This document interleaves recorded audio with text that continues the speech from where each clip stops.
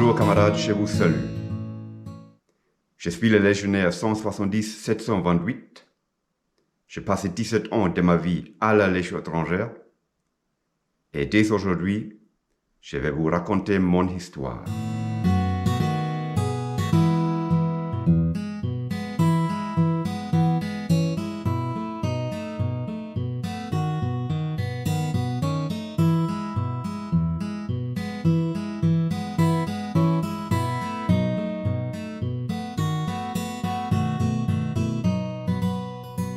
Déjà, Mac Orland disait, derrière chaque aventure, il y a un mystère. La première raison de joindre la Légion étrangère, c'était une chose terriblement romantique. Vous voyez, quand j'étais jeune garçon, 8, 9, 10 ans, j'ai lisé beaucoup de livres. Et un de ces livres, c'était Le monde perdu de Sir Arthur Conan Doyle. Et dans ce livre, Arthur Conan Doyle racontait l'histoire d'un jeune étudiant qui est tombé amoureux d'une fille. Et c'était la fille du professeur Challenger. Tous les deux étaient follement amoureux, un de l'autre. Mais un jour, la fille lui a dit, « Je ne peux pas me marier avec toi parce que mon futur mari doit être un héros. Moi, je veux pas marier un homme qui est banal, qui est Joe Block, qui est Mr. Tout le Monde, qui est un allerweltsmensch. Moi, je veux un vrai héros comme mari, comme futur mari. » Et ça tombait dans une époque où professeur Challenger mettait sur pied une expédition vers un monde perdu.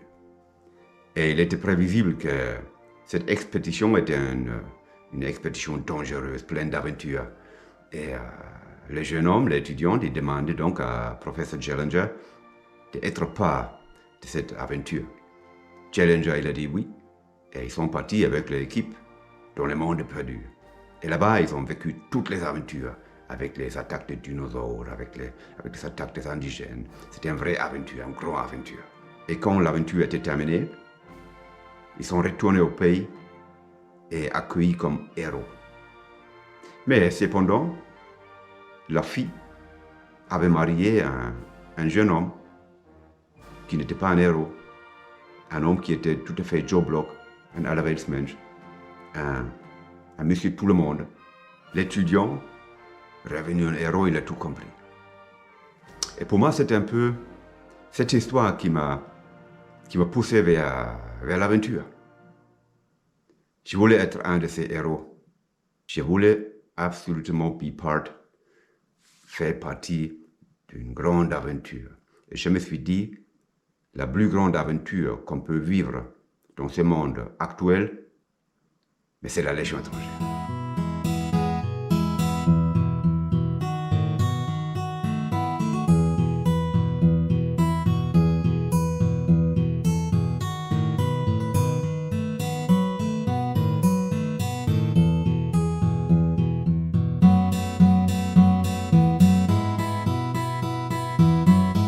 La deuxième raison pour joindre la Légion étrangère, c'était que j'ai regardé autour de moi en Allemagne. Donc moi, je suis né en Allemagne en 1961. Je suis issu d'une famille très pauvre. En 85, quand j'ai quitté l'Allemagne pour la Légion étrangère, j'avais tout ce qu'on peut avoir.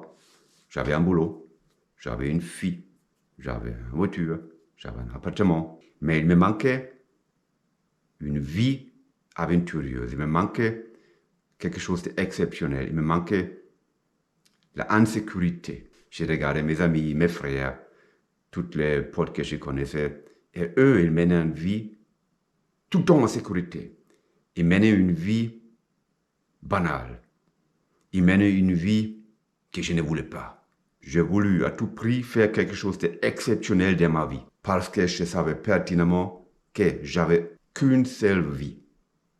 Et je ne voulais pas la gâcher avec du peanut, avec du rien, avec du nonsense, avec une vie de tous les jours que tout le monde a, que tout le monde peut vivre n'importe où au monde.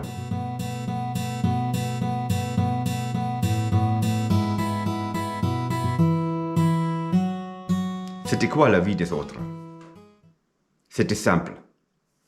Ils se levaient le matin, petit déjeuner, aller au boulot, lunch, rebolote avec les boulots, retour à la maison, dîner, la famille, dodo, schlafen Sie gut, et rebolote le lendemain. 1 jour, 2 jours, 3 jours, 4 jours, 5 jours. 1 semaine, 2 semaines, 3 semaines. 1 an, 2 ans, 4 ans, 5 ans. Une vie banale. Une vie sans intérêt. Une vie toujours en sécurité. J'en voulais pas. J'en voulais pas. Je voulais aller là où les autres ne vont pas.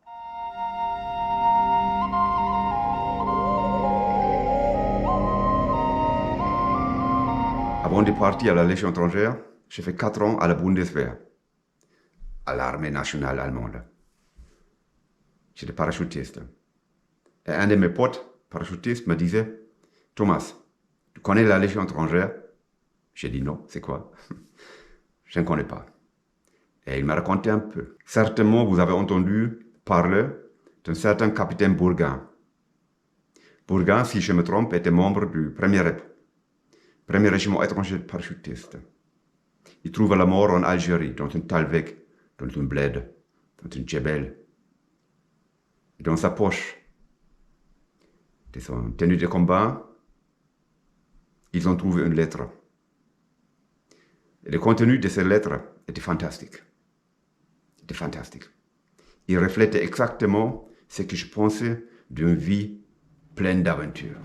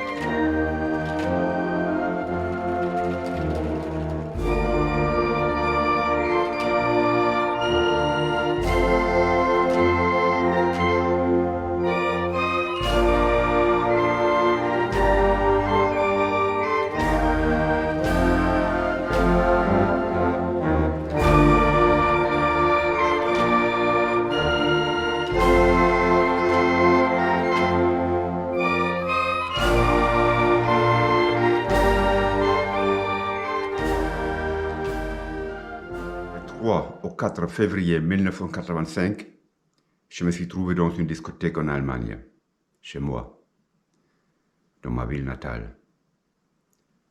Je buvais de la bière et j'ai laissé passer en revue ma vie. Et c'est cette nuit, j'ai pris la décision, joindre la Légion étrangère. J'ai été avec une copine, je lui ai offert la clé de ma voiture, j'ai dit tiens, c'est pour toi. Tu peux la garder. Je n'en ai plus besoin. Le lendemain matin, j'ai pris un train, direction Strasbourg. C'était un billet one way, sans retour. J'ai demandé à un policier où je peux trouver la Légion étrangère. Il m'a dit, tu vas là-bas mon gars, rue de Ostende, numéro 1. Là-bas, il y a une pile. Poste d'information Légion étrangère, c'est là la Légion. Arrivé à la rue d'Ostende numéro 1, j'ai frappé à la porte. Un caporal-chef m'a laissé entrer. Viens mon garçon. La porte se ferme. Et j'étais là-dedans. À ce moment-là, je ne savais pas encore que j'allais rester 17 ans de ma vie à la Légion étrangère.